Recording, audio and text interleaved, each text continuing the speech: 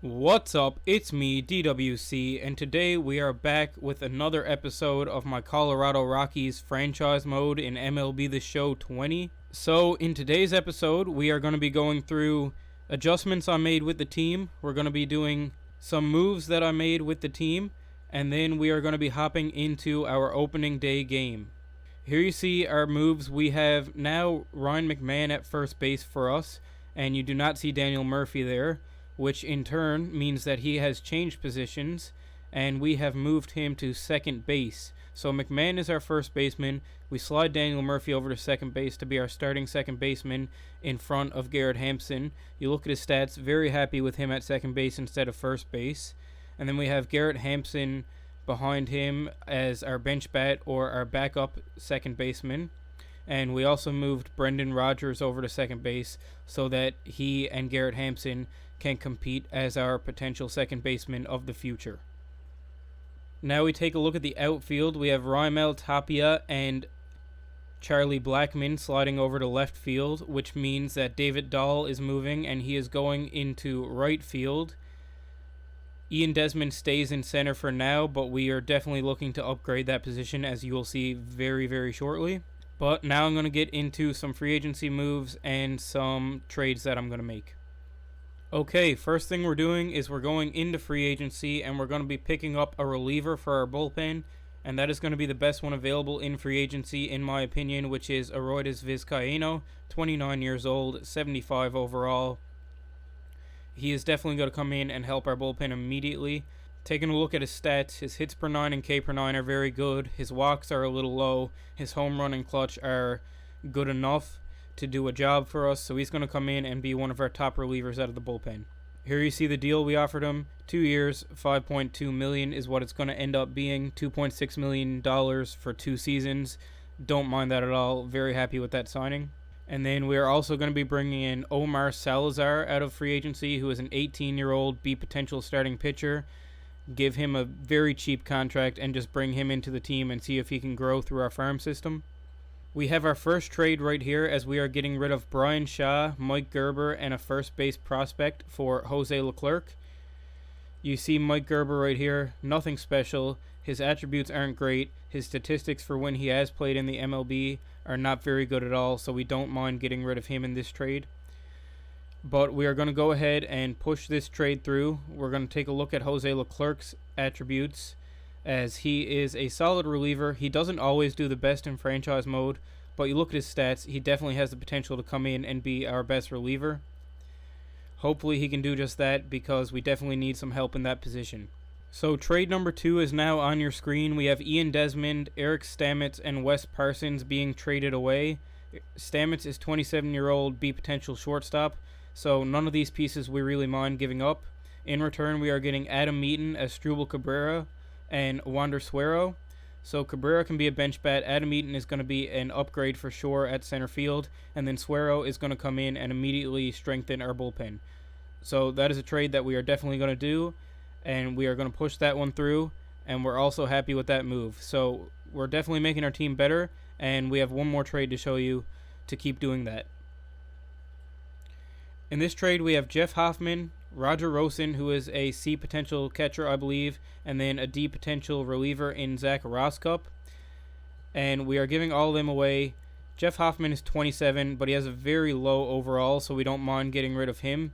And then in return, we are going to be getting Brad Keller, who is 3 years younger than Jeff Hoffman, and his overall is 10 points higher, I believe. He's a lot better. You look at his stats, they're not the best, but he is young, he can grow, and he's definitely going to come in and help our rotation. I believe he's going to be our 3 starter to start the season. So we are going to go ahead and we are going to execute this trade. And then that is the third and final trade that we are going to be making before the start of the 2020 MLB season. So there we go, accepting that trade. And we are going to be moving on into some of our free agency moves. I made a couple other minor moves in a catcher and an outfielder, just little prospects to see if they can grow throughout our minor league system and maybe someday have an impact on the team. Just wanted to make sure that they were included in the video so that you can have the best idea of what is going on with this team. But After this, we are going to move on over into our opening day game. Okay, so here we are, opening day. This is our lineup. You can pause and take a look at it if you want. We have David Dahl, Adam Eaton, Nolan Arenado, Charlie Blackmon, Trevor Story, Daniel Murphy, Asdrubal Cabrera, Dom Nunez, and John Gray is our starting pitcher. Looking at the lineup matchups, I think we have the advantage if you look across on the other side of the screen, as they have Juan Nogueira, so definite advantage there for us. Eric Hosmer and Adam Eaton are pretty even. Nolan Arenado is definitely better than Tommy Pham. Charlie Blackmon and Fernando Tatis are even, at least hitting-wise. Then Trevor Story is better than whoever they have on their side of the ball. Manny Machado, I'd take Trevor Story over Manny Machado. Daniel Murphy and Will Myers, I would probably take Daniel Murphy over Will Myers. And then the rest is just the bottom of the lineup, and it's not going to make that big of a difference. And then the pitching matchup is pretty even. But overall, I think we have the advantage going into our opening day game. And here you see us loading into the opening day. I'm going to give you some of the cinematics for opening day now in a minute. I just want to give you the feeling for opening day, as unfortunately we don't have that in real life right now because of what's going on. But I'm going to let you get a taste of how opening day feels in MLB The Show. 2020 opening day. Here we go. The game's count starting now. It's opening day. It's the show. And it's coming up next.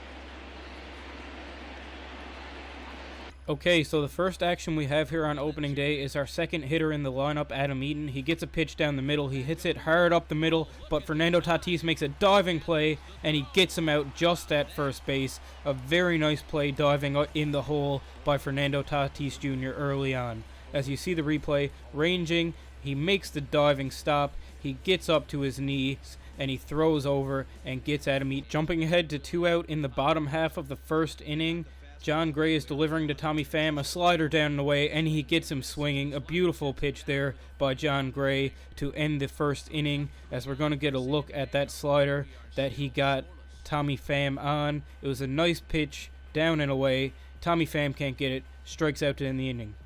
Now in the third inning, John Gray is up to bat for the first time. He goes in for a bunt with a runner on first base, but he gets plunked in the arm by the pitch. Hit by pitch to the opposing pitcher. You're not going to want that as a pitcher.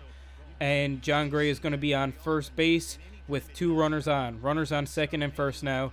And with 2 on and none out after a hit by pitch from John Gray, David Dahl comes up to the plate. He gets a pitch he likes. He rips it into right field. It is deep and it is gone. David Dahl with his first home run of the season here in the third inning. It's a 3-run homer off of Chris Paddock, and it gives the Colorado Rockies a 3-0 lead early on. Very nice piece of hitting by David Dahl with runners on, and he drives in a pair. Beautiful way to start the season for him. You see the replay. He gets the pitch he wants. He hits it a long ways, and it goes over the fence in right field. Taking a look, 105 miles an hour off the bat. Bottom half of the third inning now with a runner on third base. Eric Hosmer looking to drive him in, but it is a high fastball from John Gray, and he strikes Eric Hosmer out to end the third inning. So another strikeout to end the inning from John Gray. Daniel Murphy at the plate right now. He gets a pitch that he likes right down the middle. He rips it into the outfield. The reason I'm showing you this is because it is a well-hit ball. And as you see, once it turns over and the next batter comes up, it actually was a perfect liner, which is a new mechanic in this year's game, and I just wanted to show that off as you see it right there. Bottom of the fourth inning with a runner on second base. San Diego looking to get back into it, but John Gray strikes out Will Myers with a high fastball as he ends the inning with a strikeout yet again. Now in the bottom of the fifth, John Gray facing the 8th hitter in their lineup, who is their catcher. It is a slider down, and he rips it into the outfield. That one is going to go to the wall. It is going to be a double for Francisco Mejia against John Gray. our first real struggle, as it is a hard hit double to the outfield. John Gray has a runner on second base with only one out, looking to lock it down and not let any runs in here in this inning. The very next batter up in the 5th inning is a pinch hitter in Josh Naylor. It is a slider down. He swings over top of it, and John Gray strikes him out to make it 2 out in the inning. It is his 8th strikeout already. And you see the replay, the ball coming in, it's a slider down, and Naylor swings right over top of it, strikes out for 2 outs. John Gray would get out of that inning, but with a runner on second again in the 6th, it is a ball that is lofted into center field. Daniel Murphy charging back, and he makes a lunging catch. Beautiful play right there. Next batter up is Manny Machado with a runner still on second in the bottom of the 6th, and he strikes out looking at a curveball right down the middle of the plate as he gets fooled on that one, and John Gray ends another inning with a strikeout. He is pitching very well for us here on opening day. John Gray was done after 6, and after facing one batter and striking him out, new signing Aroldis Vizcaíno faces Brian Dozier, who absolutely launches one into left field. It is a no-doubter. That one is gone, and that one is going to make the game 3-1 for us. They are getting closer in this game as they are now within 2 by a big shot from Brian Dozier as he makes the trip around the bases, and he brings in the Padres' first run of the season. Jumping ahead to the 8th inning, still up 3-1. Charlie Blackmon at the plate. He is going to absolutely unload on one into right field. He is waving it to keep it fair. It does stay fair. It is gone. It is a solo shot from Charlie Blackmon. His first home run of the season. Went about 370 feet, 101 miles an hour off the bat. He was pushing it fair. It stayed fair, and it is gone for a home run. That gives us a 4-1 lead, and we restore our 3-run lead after giving up the home run to Brian Dozier. You see the replay right here. Blackmon gets a pitch he likes. He absolutely hammers it to right field. He's watching it. He ends up pushing it to keep it fair, and it wraps around the foul pole, and that is a beautiful hit right there to put us up 4-1.